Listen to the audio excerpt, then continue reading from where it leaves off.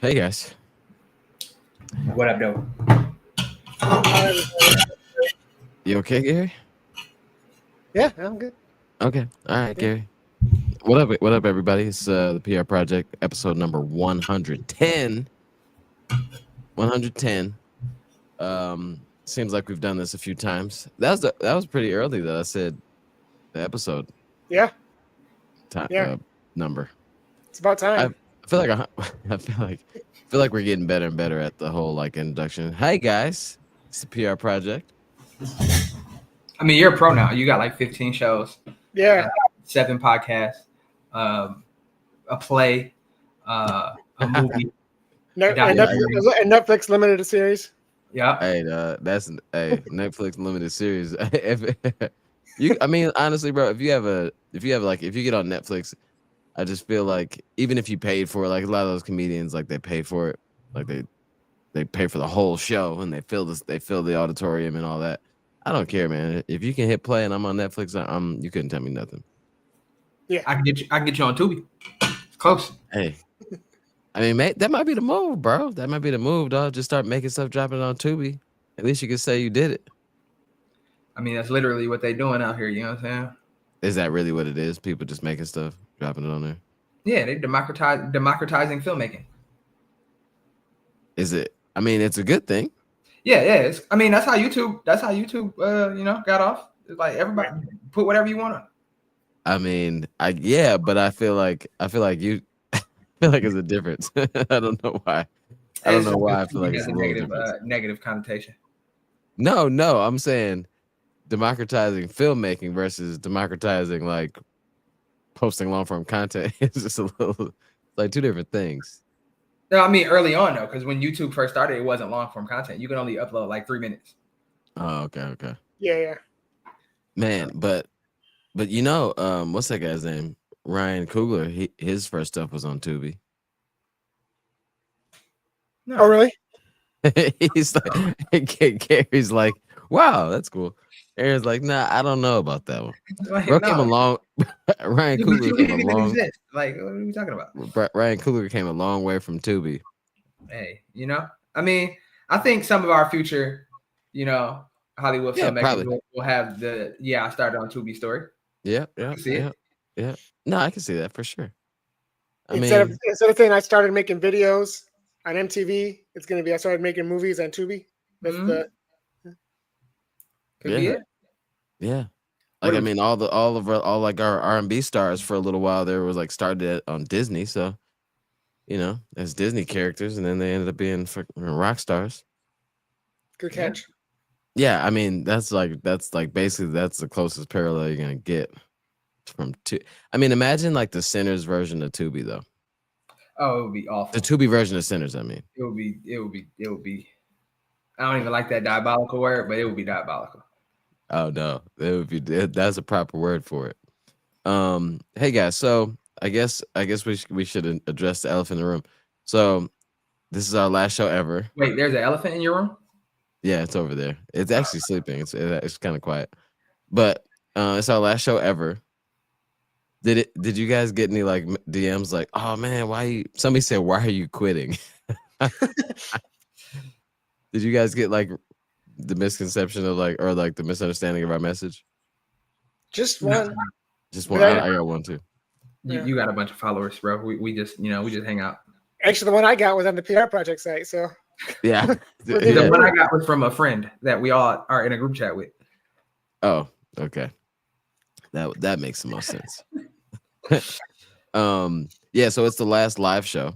So honestly, like all jokes aside, like me and Aaron started this thing live in 2022, Aaron?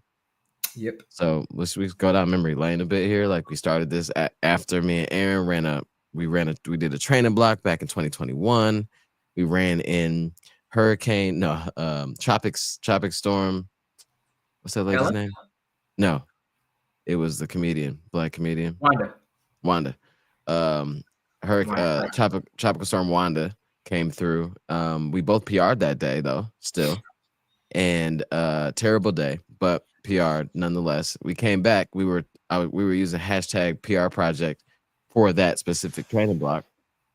came back. I'm like, bro, like we should do a show, do a live show. So we started a live show, and we just been doing it ever since. And then Gary joined during his training block for Eugene, right? Yeah, Years ago. 2023, early 2023. Yeah. And then you were like really just like a special guest for it. And then once I had the code to get in, I wasn't gonna go away. So I had the password. We didn't want to kick him off. But man, it's been fun to do all the lives. Like we've had a lot of people just like always showing up. We really appreciate you guys. And obviously the show still goes on. It's just a little easier. We think it'll be a little bit better for the listener experience. And I think we'll still have to decide, like, do we still do the videos? You think so? I think it'd be easier to advertise that way. Hey, we've got a new podcast coming up, like the other podcasts seem to do. Works for them. I just think like some of the live aspect, the time we have to do it. I think we just feel like it'd be a better experience for the viewers and for that missed what's happening. It'll be better for the viewers and then the listeners for sure if we're able to kind of like sit down and just do it like a normal show or a normal podcast. So we will be discontinuing the live aspect of it unless we are live and in person. So this actually, Aaron, what's one of your favorite moments of the PR project so far? I don't know if you noticed, but my brain restarts at the beginning of every week, so I don't even remember what happened last time. I believe that's cap. I'm in a group chat with you. Your memory's actually pretty good, so most of the time. I know I'm just not good like when people put me on the spot like that. So Gary, you go first. So I'll come back. You know what? Actually, one of the before I was on the show, it was around turkey trot season.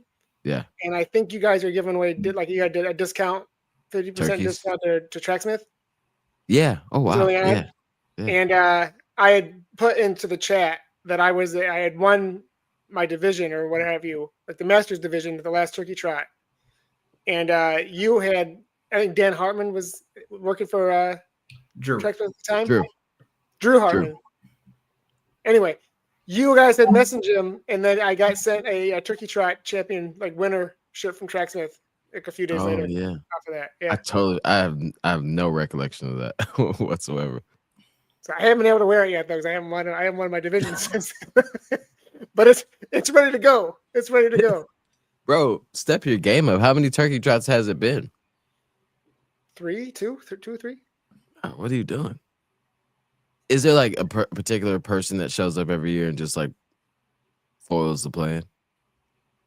No, I just think it's trying to be healthy, trying to get back to racing. No, I'm saying for you to be able to wear the shirt. This past year there was, yeah. Who's that? It was a guy named Steve Lawrence, our Canadian friend. Okay. Whose son my daughter was dating for a little bit. Yeah. You left your Aaron left his Eugene blanket on the plane. It's too bad. There was a Eugene blanket? Yeah. Oh, for runners. In the VIP area for the runners, they had a black blanket, like a little bag. Oh, the VIP. Yeah. Oh, it was us. You guys were in there, so don't act like. We snuck in low key. We didn't have permission. He's just like, oh, you can go check if you want. We just never left back out. Yeah. But yeah, I think my I don't know if like I have like I think it's a lot of. I love like the fact that we have like 12 people that are always here. And I don't know when we first made Alexis. How did we not tell Alexis what's happening? And she's like the honorary fourth member of the show. It's just been really cool to see. Like, I love like when we're late and people be in the chat like, "Yo, hello, anytime now." Just the whole vibe this whole time has been really cool to like build like a small community. And then just like where we've like it started off with just two friends like just doing this thing, and then we kept going and added Gary, then started traveling. And we've had some really, really cool experiences taking like this show on the road. And that kind of was like because of Eugene. That's kind of where our conversation like led to like, hey, well, maybe we should do it a little more structured and relaxed for us to kind of kick it and provide a good listening experience because we had such a good show in Eugene. So I think a lot of my experience, a lot of my memory lane or like my favorite moments kind of come from what we were able to build like around it, you know? Yeah, this is hilarious. This is hilarious. Yeah, I still laugh over the Fleet Feet discounted sock. I forgot about that. That was hilarious, actually. Ooh. Yeah. Oh, it was Alexis that was getting used socks out of there. Do you still do it? Digging through dirty socks to find something new to wear. And that's when wasn't Ern like working there. He confirmed like, yeah, like it's a thing. Yeah. I thought maybe it was like an out west thing because out west are a little more like throwing somebody else's socks type of vibe. Midwest we don't do that. Oh, they do it. I haven't in a while. We de-influenced her. Yeah, I think we definitely shamed her that day, and I don't feel bad about it at all. Sometimes you gotta shame people into the manager watching them. She's still trying to stand on the. Yeah, so back in the day, like I guess now still Fleet Feet, you has socks that people can wear shoes to try them on. They wear the socks to try them on. I'm confused, but they wash the socks and put them back in this basket, and you can buy the socks for like discounted rate. And we all thought that was just ridiculous. Yeah. And Alexis was like, no, it's amazing. Yeah. But yeah, favorite moment. You got one? I think it was our run of interviewing Olympians. I think that was in the lead up to the that was in 2024 Olympics. Yeah. Yeah. Oh, right. So that was I couldn't think of where they were. That's why I called them in 2024 Olympics. Tokyo? Yeah. No, not Tokyo. Paris Olympics. Yeah. So I think that was cool to kind of flex and tell people like, yeah, you can't come on the show unless you're an Olympian. That was kind of beyond like what I thought we would be capable of to just like casually chat with Olympians. So that was really cool. That was like the first thing to come to mind for sure. Yeah, no, like that was dope. That was dope. That Summer of Speed was the best Summer of Speed so far. Shout out to Puma because Puma didn't line up those people, but they definitely helped us give away a bunch of shoes last year. So more announcements to come on Summer of Speed. Soon. The official Summer of Speed. No shade to anybody, but Summer of Speed is will be back for sure. All right, so we just got back from. So we're gonna do a Eugene recap because Gary just got back from Eugene. We all got back from Eugene, but you ran the race, and then we were there for something different as well to watch you do that and do a couple other things. Talk to us about your race, man. We'll put you on the spot right now. I gotta say, I'm still kind of on a high from it. That's a new background. There we go. But yeah, it was for me. It was a culmination of just wondering if I was ever going to get under 3 hours again. I shot for 2:49 at age 49. That was the big goal, and I had announced it. Thanks, Ern. Ern says, Gary, hi, saying it so. Inappropriate, Mr. Holly. Mr. Holly is crazy. But for me, I went into the race with a goal and with a mental picture of I'm not gonna hurt. Like I'm gonna hurt, but I'm not gonna have that hit the wall feeling. 2 years in a row, I hit the wall at mile 18:20 in Eugene, and I knew where it felt bad. I knew where I was gonna feel bad, and so I went into this with the mentality of I'm gonna stay positive and feel good. And even when the 2:49 slipped away, I was still on track to hit a PR, which I just kept looking at my watch. My average pace was 6:31 up through mile 23. And I just thought, if I can just stay this course for 3 more miles, I'm going to get this PR. And while I did slow down, and there were times where I was definitely shuffling my feet, it felt like I had something to reach for, to shoot for. And that got me through it. And to say that, I had some doubts, having barely just come close to breaking 3 hours these past couple of marathons. I get 3 hours and 52 seconds, a 3:01, a 3:02. I just thought, am I ever going to be able to do this again? So to do it after almost 4 years really made me feel good. It wasn't the goal I wanted, but it's PR is a PR. So I'm definitely very excited about that. Especially it wasn't an easy course. Aaron, you've run Eugene. It's a challenging course. It's a PR course for sure, which I tell people, but it's definitely not flat and fast. You gotta work for it. I'm just over the moon by it. I'm excited to kind of get back to it and keep this momentum up, but I'm also listening to my coach and just getting in some walking days and kind of recovering slowly instead of trying to hurry back, because I got some big goals coming up. So yeah, I kind of want to double click on the idea of hanging in there, even when that you made that a goal may be slipping away. What do you do mentally to stay like out of that dark place that might say, okay, my A goal is gone. Let me, because I know I tend to kind of let go of the rope sometimes if I know that the race isn't gonna, if it starts looking like it might not end up where I want it. So like, talk us through how you stay in the fight mentally when you know you might be slipping away a little bit physically. For me, it was just which I don't recommend a lot, but like keep an eye on my watch. Am I slipping? And then I forgot who had said it a couple of days prior to, but maybe it was Kira. But like, take a couple quick 10-second surges just to kind of keep up and hold on to a pace or break out of whatever slump you may be in.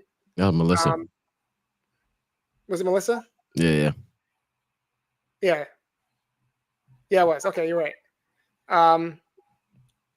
That's kind of how, but just knowing that I had this PR, I was going to get this PR, and it wasn't a huge PR, but it was, one nonetheless. And I knew that was the focus now. Just shift your mindset that this is the new focus.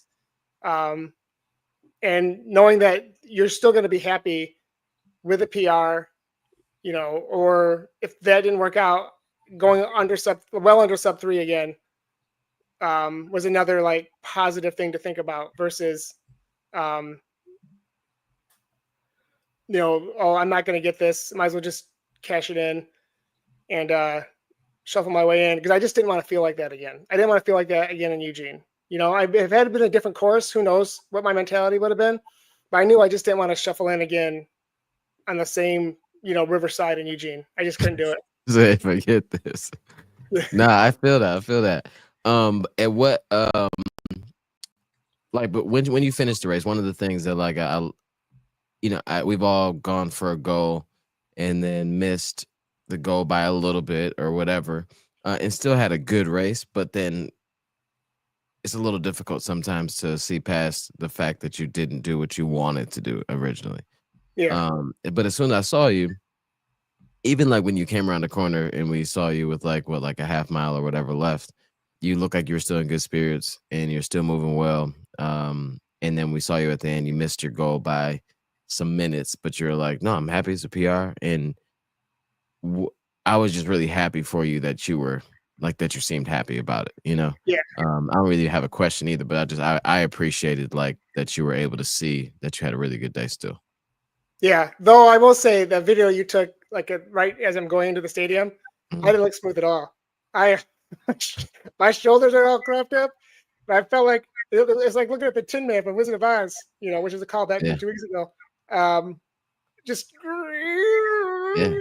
No, I mean, I don't think so. I mean, when we saw you come around the corner, I mean, you weren't like, you weren't on a world record pace or anything like that, but you were still moving. I mean, with the time, I'm like, okay, cool. Because I think at the moment, I don't know if we remembered, or I didn't remember what your PR was at that second, but it's also too hard to tell, like, when you're, like, looking at what time it is on your phone, you're trying to say, "Okay, what time did the race start?" Like, you're trying to do the math for it, but I'm Yeah. like, "I don't know," and Aaron's like, "I think that might be a PR," and then we also don't know we thought we were, what, about, like, 800 meters out, Aaron? Maybe? Yeah, give or take. We couldn't really tell. Yeah, so it's hard to tell.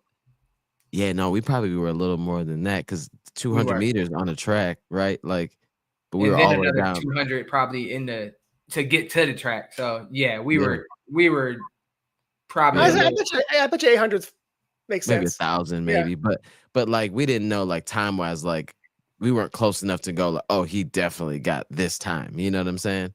So that was tough to see you go by. We didn't know like what you got and then the tracker wasn't working or the timing wasn't working Absolutely. Yeah. on the app. Yeah. No, I again going back to like the Seagull, knowing that I wasn't just barely gonna get under 3, like I was I thought you said a seagull. I'm like, what does No. a seagull have to do with this? we're done with birds right now. Okay, So, all right. No, but like I was gonna get way under 3. You know, it wasn't a barely under 3, it was way under 3. Which Yeah. at the end of the day, and talking to my coach, our coach, there's still room for improvement. Like, yeah, I PR'd to age 49, which is awesome, but I still think I got more to do. You know, That's good. definitely more to build off of, for sure. No, and like you said, it's obviously a PR.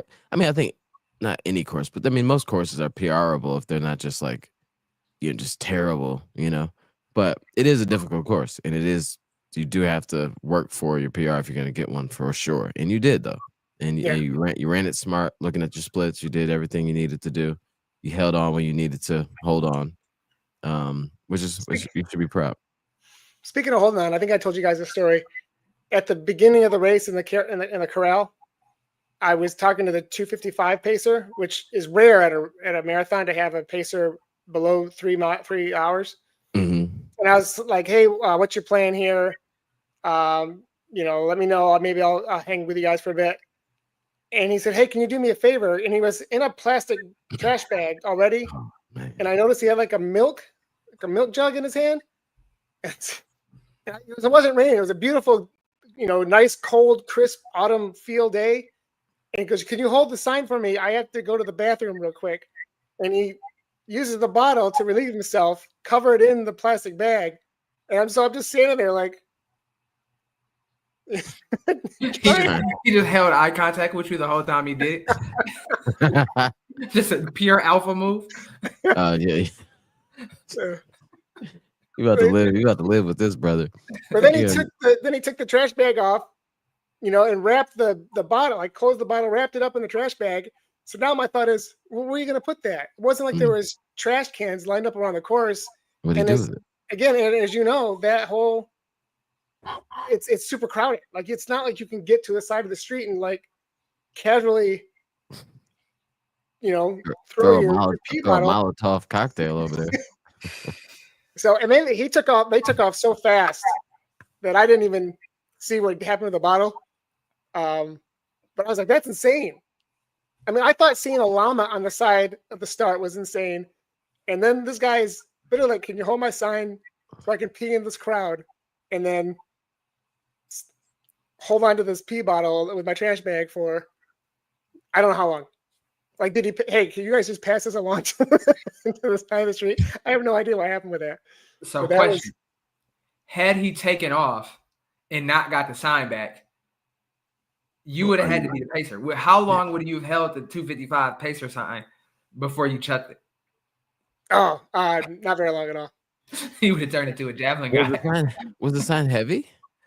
No, but I always think about that. I've never paced a race before, but I would assume you have to practice. We know. Hold on, stop there. We know that you haven't paced a race before, Gary. You could not pace a race. I probably couldn't. I don't have the patience for it. I know. But all right, this is a good question. I mean, since we're gonna be awkward here, let's go. This is why we're stopping the live aspect of the show. Go ahead. it was like a like a little. The question is 1 gallon or a half gallon jug for the listeners. It was a pint, like a pint bottle. Like you get like a little thing of chocolate, like Nesquik chocolate milk, whatever. Yeah. Shout out to Nesquik. The story gets different. Like I pictured a gallon jug. That's a lot. That's a lot to go to the bathroom. Wait. I don't think he was okay. that hydrated. I'm not saying that he filled it up, Gary. I'm saying that I just pictured in the story. I pictured like a gallon jug because when somebody says a milk thing, I don't think of No, a yeah, but Nesquik it was bottle. like you like you get at a gas station. Like, Yeah. I mean, I get it now. I just picture something totally different. It was not. And was it Natalie and Natalie- OS was it see through? It was not see through. It was white. All right. I think we've gotten enough detail about this portion of Gary's experience. Bro, you talked But that more just about goes to that. show you gotta keep your mental faculties about you in all aspects Yeah, I of the mean race. that could. I'm proud. After hearing that story, that makes your PR even that much more amazing because you really stuck it out there, or he stuck it out there, and you fought through. Jesus Christ, we're getting canceled. When we saw you the first time at mile 8-ish, almost mile 9, you were so tucked in with the group that we almost missed you. Yeah. Like you were, and that was a big group for like 255. So I'm like, okay, he's tucked in, he's nice and snug in the group. My thought was, I hope it doesn't hold him back. Because I'm like, maybe you get locked into the group because I knew the goal was faster than 255. So I'm like, I hope he doesn't get locked into the group to the point where he can't get out and make a move on him. But also, I'm like, that's great that he's with a group that's all running that fast. Because once you get away from that 3-hour group, and like you said, most marathons don't have pace groups faster than that, you're by yourself quite often. So yeah, the fact that you had that many people around you, I felt like it was a good sign. It was the first time I'd run with a pace group of any sort whatsoever. So it was kind of nice. Nobody said much, but he had gone out so much faster than the 640 that he said he was going to, that I almost asked the people around me, like, do y'all make an agreement to say 250 instead? Because he was on 250 pace for the first 8 miles. And then once he got up the hill, he kind of like settled in to that 640. And then he sped up again, like miles like 10 and 11. And then you could just see him like slow right down to 640 again. So then that's when I took off. I was with him for about 10, 11 miles, just tucked in, because he was doing exactly what I was trying to do. So I thought, well, might as well hang out with you guys for a bit. And then a few of us broke away. And then I never saw anybody after that until he passed me like a mile, like 25. But I knew he was still going fast because I was still on pace. So I didn't when you get passed by that pace group that you're trying to go for. I wasn't worried about it because he's still hot. He's still going fast. So relieved of any extra weight that he might have had at the beginning of the race. There's so much pressure for like the pacers. Right, because you can't go out too hot like that. And no, the group that he was with was not as big at the end when they passed me than obviously the beginning, which I think is probably normal. But I'm wondering how many people like he just burn out. Yeah, going too hot. Yeah, and that's like a tricky decision you have to make too. It's like, do I let this pace group of people go and get disconnected from them, or because I know they're going too fast? Or do I just stay with them and try to use that kinetic energy and like roll into a time that I might not be able to get by myself? Like, it's a calculation that you don't really make. You don't even really think about making until you have to make it, which is kind of tricky because thinking. I mean, that's what the pros got to do with like all that. That's like professional racing. Like you just go out like, well, looks like we're going faster than I thought, and you just hold on forever. They were out so far ahead at one point. I knew that. I thought, you know what, you're fine. If you can keep your eyes on them, you'll catch up eventually. I was also farther ahead in the corral than I usually am, which helped with like the being crowded and boxed in. But I didn't let that bother me at all. I just stayed patient. I thought, they'll come to me or I'll come to them. But either way, I know where I'm at right now. So I was so patient at the beginning, much more than I have been in a lot of previous marathons, and my anxiety of being boxed in didn't get to me like I had the previous 2 years. Yeah. So, but you're right. Like my decision was just hold on. They'll figure it out, and I'll eventually catch up with them and go past. So, experienced racing kind of vibes. Obviously, you've been here before, and you know what you're capable of, and you know what might be a little too much. So you were able to make the decision and be confident with the decision. So yeah, I think that's important too. Like if you're gonna make the decision, don't second guess it. Like make the decision, be firm, and go with whatever happens from it. So I think that's some wise racing tactics there. Yeah, for sure. But before you raced, we had some things to do. And Eugene, this is PR Project's third trip to Eugene. First year we just went. Gary, Aaron raced the marathon. I did the 5K. We just went there to do like content, and we established a nice relationship with the people out there. And then next year, Gary ran. Aaron, did you run the 5K? I've never ran the Eugene 5K actually. Okay, so yeah, we just chilled. And we did the show last year, the living room show. We did it 2 days in a row, Friday and Saturday. And then this year, we were invited back to this basically the same thing we did last year for Gary Runs. We do the show. But this year, we were on the big stage. We were basically the main interview. We had Kira D'Amato. So a big shout out to Kira D'Amato, who agreed to a random text message to say like, "Hey, please come."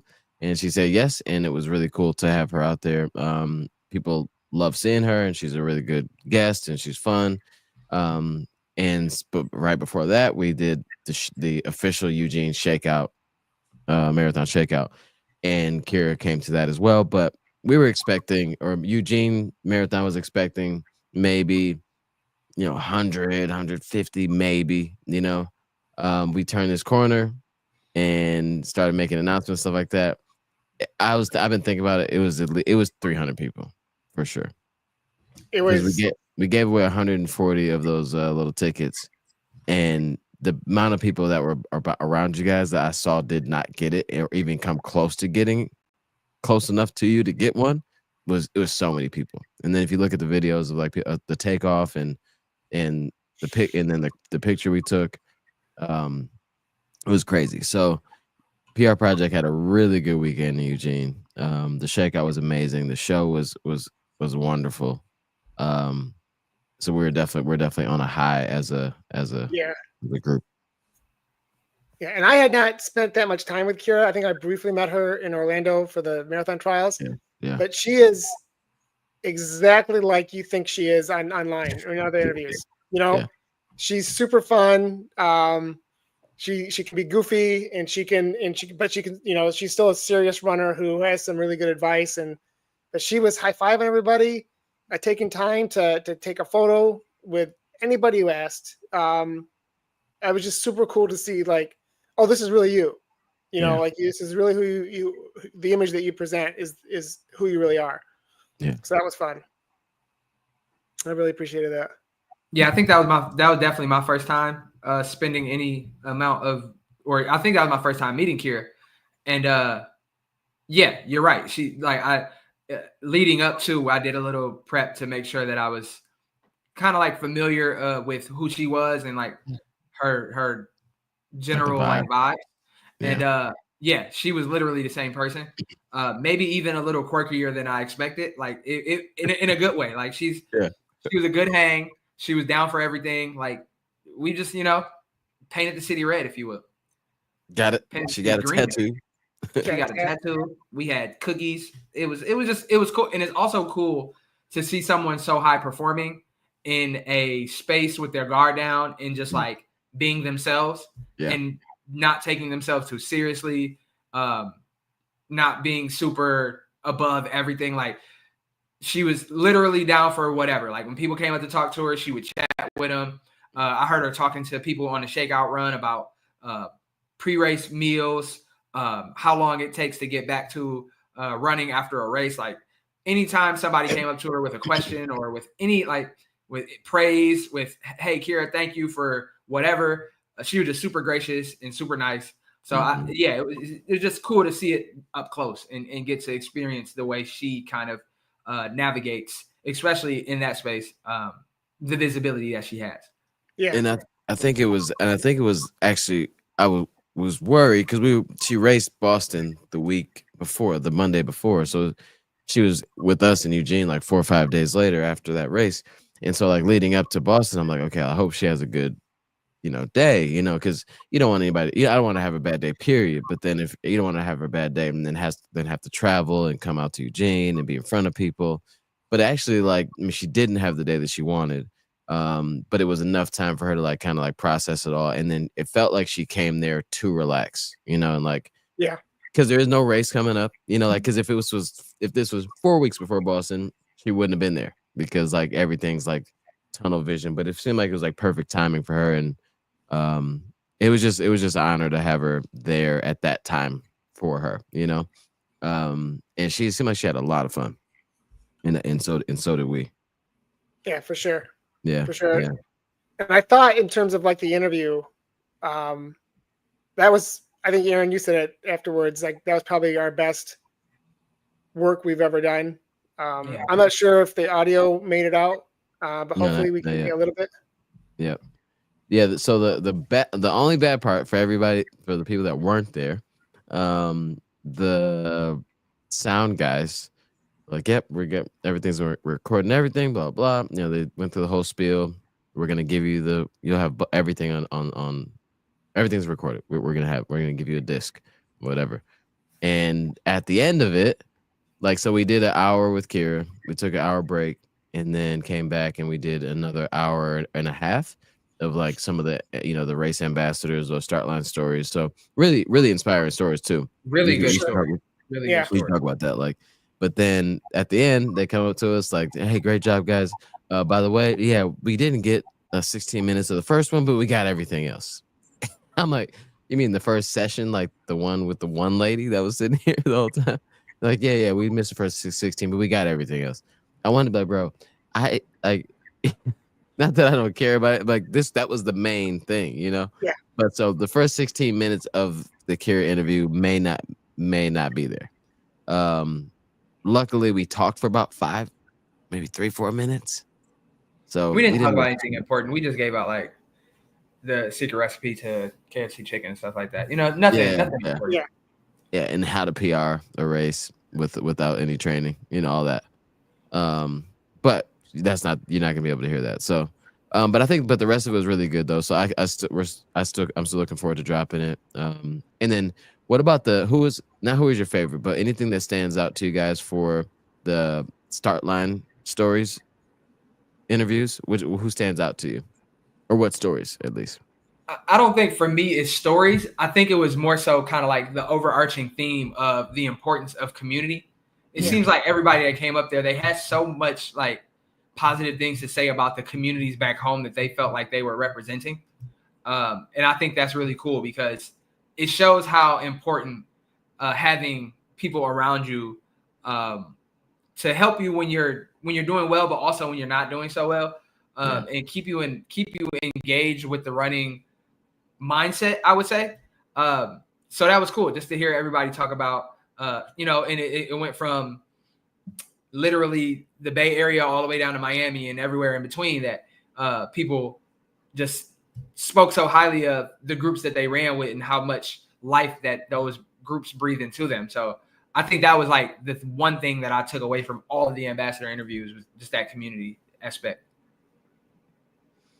Yeah, mine was the other whys as to why they run, whether it's to talk about whatever I don't want to say disease, like the two folks who run with type 1 diabetes, or the one I'm forgetting names now, but the one young lady who's got the dual citizenship in the U.S. and Egypt, and she wants to break the Egyptian women's marathon record. You're just fun little nuggets that you don't normally would hear about, like why, instead of saying, "Oh, I'm here to break X amount of time," or what have you, it's I've got this personal reason to do this, and you being here in Eugene is part of that journey.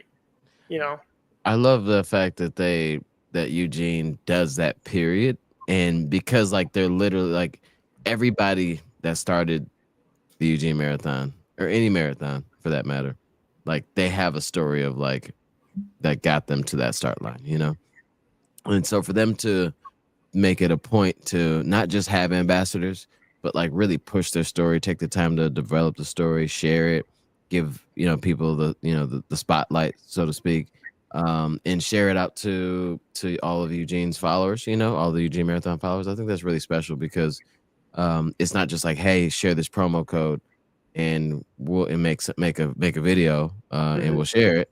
It's like, no, like you can do that too, but we want to get to know you a little bit more. We want to share it, and that's one of the beauties, like of like, you know, how Aaron's like on. You've always kind of been towards like going to some of these smaller races, these more smaller community to field type races, and this is why though, because I mean I haven't seen any other small race do this either, but a major marathon really is not going to do something like this unless the person has like 2.5 million followers, you know. But this is just an opportunity to meet people that we would not have met. Somebody asked me like, "Oh, do you know if who you're gonna cheer for? Like, do you know anybody else running other than like Gary and Ern?" And I'm like, "No, not really, but we'll by the time we have these interviews, we'll have like 5-6 people to root for." And you see them on the course, you're like happy to see them because you know what their goals are, you know what they put in for, you know what their story, you know. And I think that was really cool. And the one that stood out to me was Santos. Santos stood out to me like because he just came on stage and he just seemed more quiet. And I'm like, I started leaning in because I wanted to like hear what he was saying, but then just because he was quiet meant nothing because like he was like very serious and very like I'm going to crush it tomorrow, you know, and his story and why he started and how he just it kind of reminded me of our stories, like how we all kind of started was like decent at it and we just wanted to get better, you know. And that's why PR Project started because we just wanted to be better. Every training block, we just wanted to be a little bit better, you know. And I was like, okay, I'm vibing with that. So I was super happy to see him like turn the corner in front of the stadium. And yeah, he ran well. Yeah, he ran really well. But yeah, no, that was definitely a good vibe for to do all that. Real quick, so we had Mandy Hansen. If you're still here, thanks so much for commenting. She said the live show with Kira was excellent. Kira gave great advice to fuel at the sign of negative thoughts, like so don't get hangry and remind yourself this is where the magic happens when it gets hard. So it's like I like that too. Like I like that she said a lot of really cool things, like that whole I'm having all these negative thoughts. Like, you know what, just get a gel, get some water. And a lot of times it's just those negative thoughts are a sign of like stress that you need to kind of like counteract. And then the this is where the magic happens is like when you're going through those really tough moments, it's like those are the moments that if you're able to push through, those are the moments that like that you look back and that's where like the moment that you decided that I'm not gonna let this, you know, like it like for you, Gary, like what was that when did the magic happen for you? It wasn't when the magic happened so much as I remember Melissa kept saying it's going to get hard. That's okay. It's supposed to. The race is gonna get difficult. Let me get my thesaurus out here. The race is gonna get difficult. You're gonna have to power through. I'm really trying to find different words to use. And this is why we're going off. Like, you're doing but that great. was it. I get towards the end, after mile 20. It's like this is it. This is where the race starts. It's gonna get difficult. Your legs are gonna hurt. You're gonna want to quit. You know, and you just kept telling I just kept telling myself, this is supposed to be like this. Keep going. Yeah. You know, you got a mission here. So I'm just ridiculous. Ridiculous person. Like I just need a reset. No, man, but for real. And then one thing that stood out to me was either you win or you learn. You know, like she was like, I'm not taking things as a loss, you know, like you win or you learn. Because like every loss, every like down every bad race. I mean, if you look at it correctly, you'll learn something from that, and hopefully come back better. And you did that. You did that in your race. Yeah. Yep. And I'm gonna sit with our coach at one point in the next couple of weeks and say, here's what I think I've learned. Here's what I think where things, not the wheels fell off per se, but like what lessons can we learn to better improve next time I tackle this marathon, race here, which I'm not even sure when that's going to be, but still got to keep those lessons in mind. Yeah, for sure. But yeah, no, she was super cool, super good guest. A big shout out to Nike. Nike provided 10 pairs of Vomero 18s to give away. So we gave away 5 pairs of Vomero 18s at the Shakeout, and then we gave away 5 pair of Nike Vomero 18s at the interview or at the show, the live show. We had those. You guys put those underneath the chairs. Yeah, at the live show.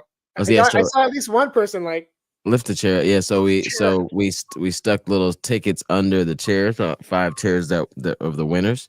So like we're like under your chairs, if there's a little sticker, a little ticket that has the PR Project logo, you want a pair of Nike Vomero 18s, And then so like everybody's looking under their chair, and people start standing up, like lifting the chair over their heads, like to see if it's in there. But that was fun. That was a funny moment. And yeah, I don't think people didn't come there at all. No one knew we were giving away anything at the Shakeout or at the show. So it's cool that like we could say that we didn't, there's no the numbers weren't padded, like we didn't we're giving away something really special. We didn't even announce it. So it was fun. Yeah. That was fun. And I thought, this is a good one. Go ahead. I used Kira's advice and Gary's guidance, that's me, about the course to know what to expect. And it worked. I ran a 13-minute PR. So thank you. Wow. Yeah, fantastic. All right. Good for you. Hold on. Is there, hold on. I got something for her. Say it one more time. Read it one more time. She ran how many PRs? Are you ready? Yeah, do it. She ran a 13-minute PR. Mandy Hansen did. It's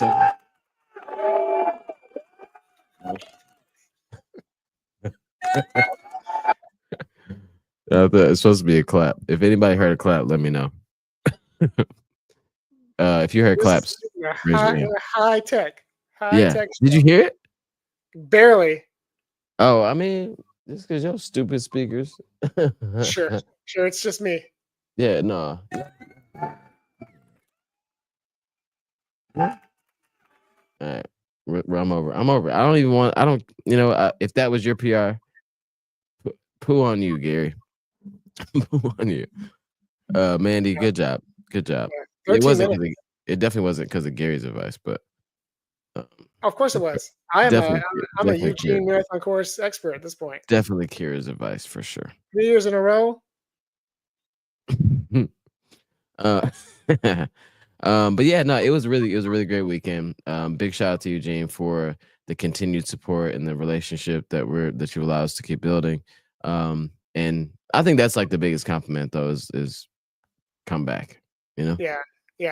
Big thanks to Becky out there who's our main contact. She's the director of the marketing for Eugene Marathon. She's just really good to us, and make sure that we're well taken care of. And that she's just awesome. So I really appreciate everything she's done for us the past couple of years. No, yeah, she's great. She's really great. Yeah, and then I guess we jump back into I started running again. So I guess I've returned to running. I ran like 3 times this week. I ran 45 minutes today, guys. 45 minutes. And yeah. Straight? Yeah. I stopped I think I stopped at a couple lights, but I didn't do any I didn't have to have walking sticks or nothing like that. It was fun. But I talked to Melissa and I'm like, hey, I wanna go after a fast full in the fall. And I'm doing Peachtree Road Race. Nice.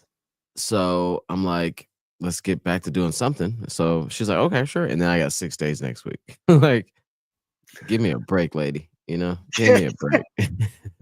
This is Hold on, you're You muted, had man. enough. You had enough break. You had plenty Yeah. of break. Yeah, actually I mean, I had how much time were you off?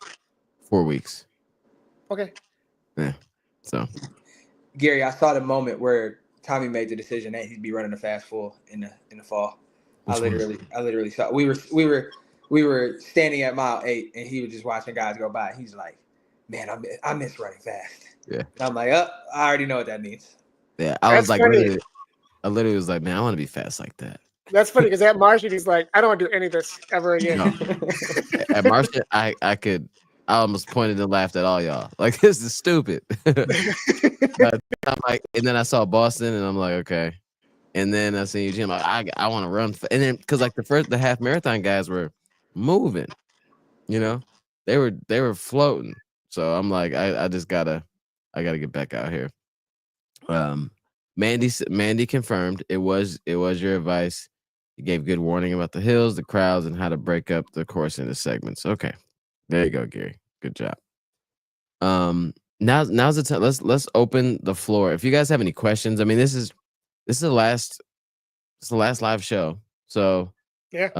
that we will be doing the show every week, but it'll be pre-recorded and dropped, and hopefully that'll give us more the ability to control the show a bit more and just provide a better experience viewing and listening. So please, if you have any questions about the show or what's next or whatever, let us know. Like drop it right now and we'll answer questions if you have any.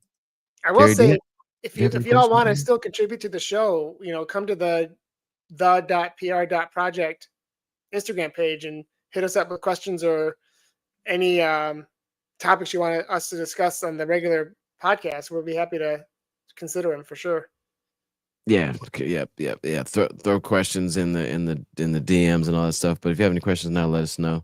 Aaron, what you working on? You still running fast? I saw you did a workout yesterday. Yeah, just kind of trying to stay in shape. Nothing on the schedule as of now. I'm sure I'll be running some 5Ks and 10Ks throughout the summer, and then a fall marathon. Haven't fully decided on which fall marathon yet, but definitely another sub-3 attempt in the fall. But up until then, some faster races. So we'll see. I think Ari's idea is just to keep me in a decent amount of shape, and not, because I don't think I banged up my body too bad this spring with half training. Mm-hmm. So we just figure we just keep rolling, keep it rolling. The two races that I did cut my mileage down those race weeks to like 30 something miles. So we had a little brief downtime, but nothing crazy. So we back to 50 a week. So you're gonna kind of stay at a slow simmer. Yeah. Yeah, just keep it low and slow, something like that. Very cool. Little crock pot training. You know what I'm saying? I like it. I like it. Yeah, man, I'm excited to get back to running. I just want to hold on to like that, I guess, the whatever mentality or whatever, like the way I was enjoying running. I don't want to like lose that. So adding speed in, I just have to make sure that I'm doing it in a way that, because I was like really enjoying like all those miles and time out there. Yeah. So I want to like figure out how to get that balance between pushing for a goal again, time wise, but then also still like enjoying the time on the streets. Yeah, I think it would be cool to incorporate some of the lessons that you learned, attacking a distance or just attacking just a totally different discipline almost that you went through, and how you can take some of the things that you learned there and apply them to some faster stuff. That'll be interesting. That'll be an interesting experiment. And I think your body has learned a lot from that high mileage, and I feel like you can take that and really hone it into marathon training. So That's I think what I'm it bodes well for you. I mean, because it actually looked like marathon training. Like if you zoom out a bit, it just didn't. Because I had speed work every week until I got like a couple little tweaks, and I'm like, we were like 4 weeks out, so it was like 5 weeks out, so we just said no point. But I was doing a little small workout every week, so it looked a lot like marathon training, except for like just no pressure on a Sunday. So if I could just string some of that together. I think it'll be a cool vibe for sure. Real random though, not that random, I guess, but I just did an interview last week on the Free Trail podcast, and it's where I got a guy named Dylan Bowman, so he's like really popular in the trail space. He's actually like still a Red Bull athlete, and so he's kind of semi-retired, I guess, and he's just like it's a really big podcast, I guess, for the trail space. So I asked Matt Chittum, I'm like, hey, bro, like, have you heard of Free Trail? He's like, yeah. And I'm like, oh, okay, well, is it like a big deal in the trail space? And he was like, it's the big deal in the trail space. Like, I'm like, oh, okay, sweet. So I just did an interview last week. So apparently now that I'm officially an ultra runner, I get to get on like trail podcasts and stuff. So I'd 100% do a 100-mile race now, though. 100%. Like, not even like if somebody said today, like, hey, you want to go to this thing in like 4 months? I'd be like, yep, let's go. Yeah, more power to you, brother.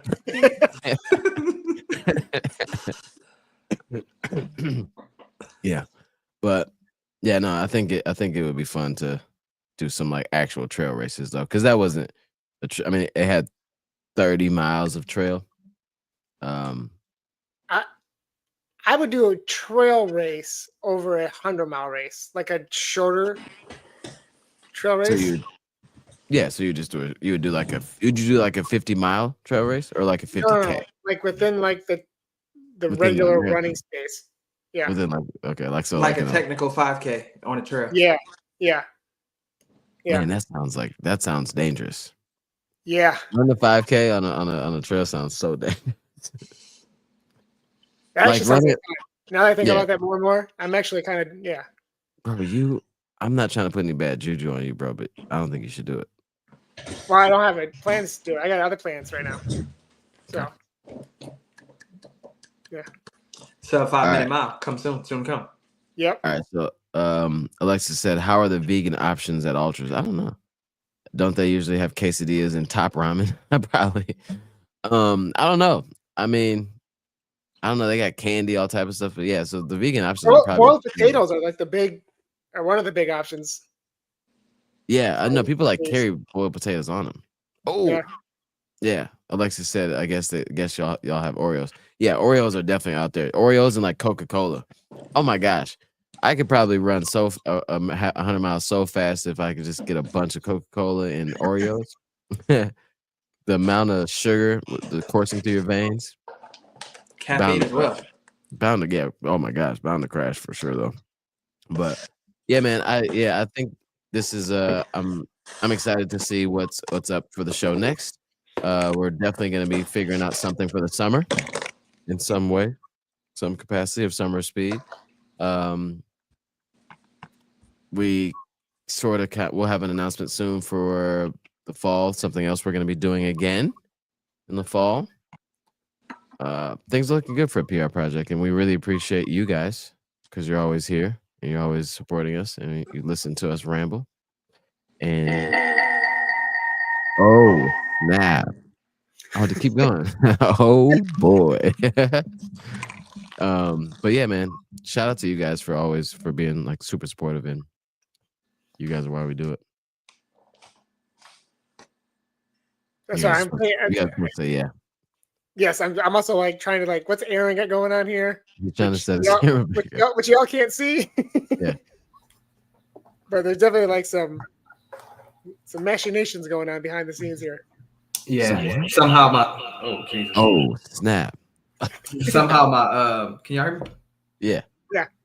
Okay, I can hear you. We heard many of you a minute ago.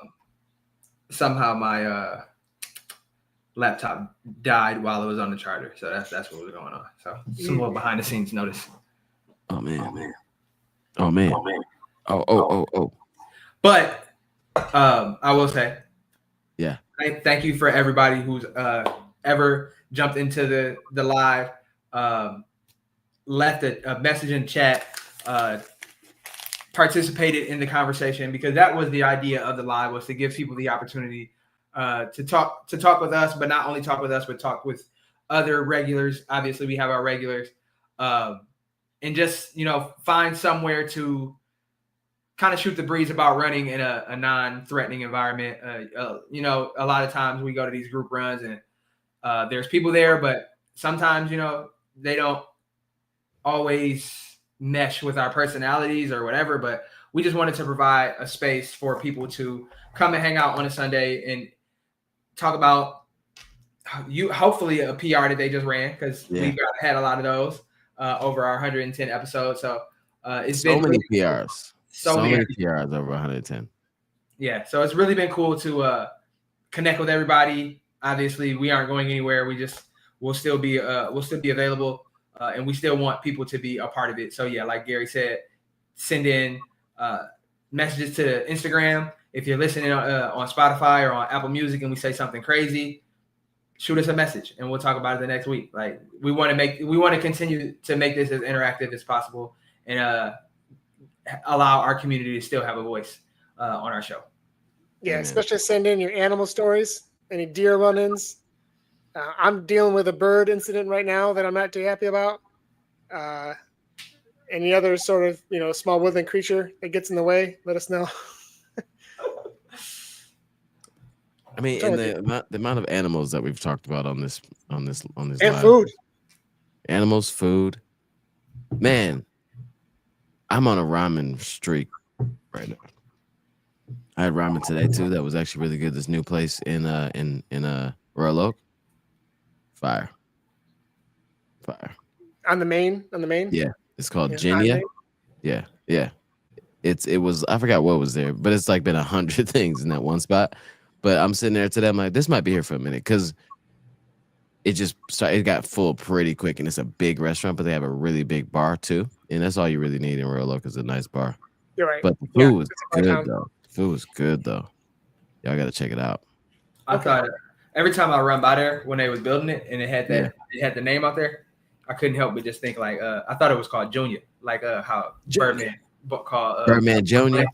Junior. Yeah. But that's I went to the one before we left out of Santa Barbara or Santa Monica for TSP. They had one out there in Santa Monica. Same name, same menu and everything. I don't think they were better than the greatest ramen in the world. There we go. So we went to so in Eugene. Oh, there he goes again. So I'll tell the story for him. We were looking for food in Eugene. Kira was about to meet us to eat somewhere, and we asked these ladies that worked at the Kinko's or whatever FedEx shop. We're like, "What's a good place? Is this ramen place any good?" They're like, "Oh my gosh, that ramen is so good." Toshi's. And I'm like, "Toshi's, yeah." So she was like, "There's ramen is so good." And we're like, "Okay."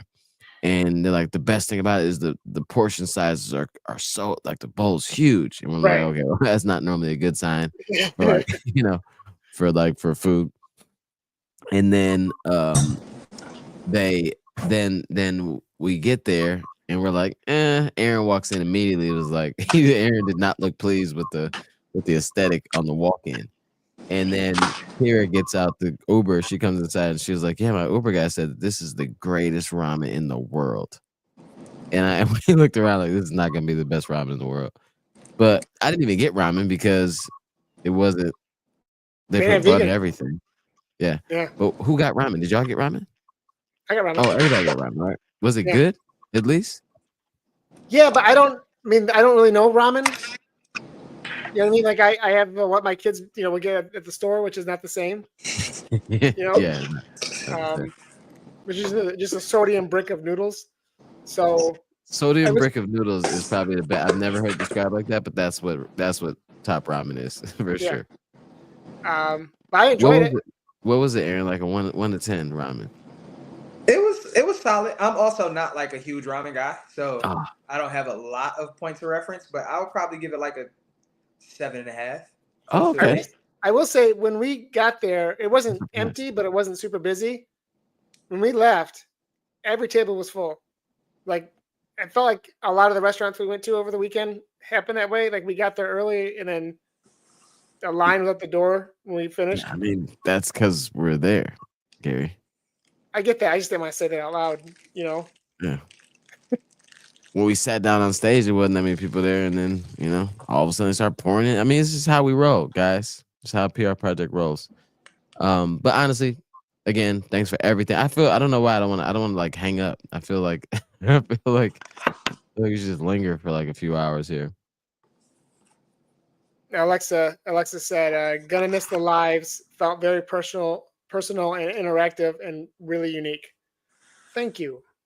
We agree. I mean, we honestly like this could be like a Michael Jordan thing. We could like skip a couple episodes. We'll be back like in 2 weeks. Who knows?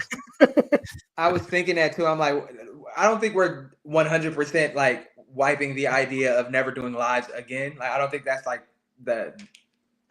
I would say that there is a good chance that we, on special occasions, might jump back into the live game. Just because streaming is fun, and if you guys will come and like if we show up once a month or once a quarter or something, I'm sure. Would you guys? I'm about to say, would you guys come back once a month? But yeah, like if you guys came back once a month, I feel like we could do it because we would miss you guys too. I mean, because the goal is to just elevate the experience of everything. But because live does bring a different aspect that makes the listening experience for the person that's on the listen to the podcast. It just changes everything. So, yeah, maybe we do. Maybe we drop a live once a.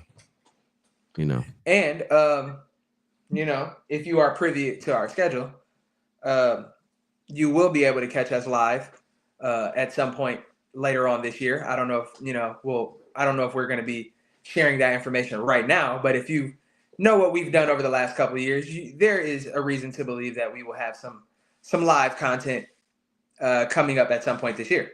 Yeah. Again. We back. If you could guess, you'll win a handshake.